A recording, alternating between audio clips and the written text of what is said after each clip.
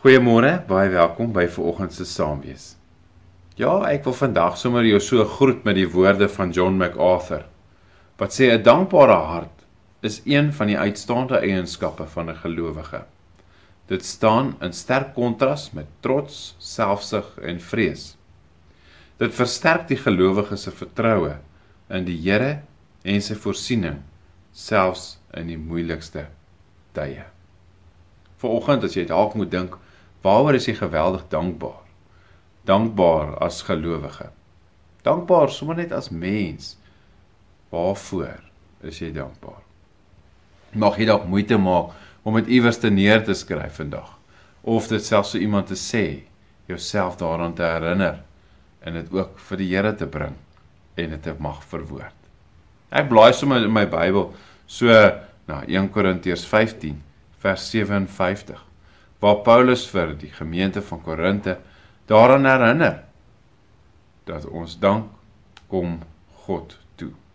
Nee, aan God kom ons dank toe. Hy wat ons die oorwinning oor die sonde en die dood gegee het deur Jesus Christus, ons Here.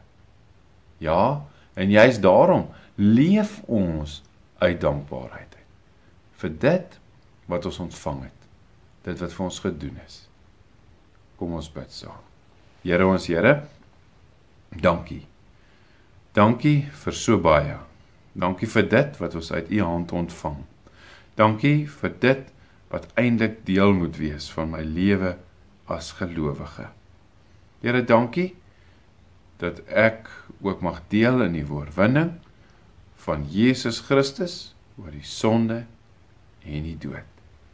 Dankie Here. Mag U vandag my dankbare hart raak sien vir dit alles waarvoor ek dankbaar is. Amen.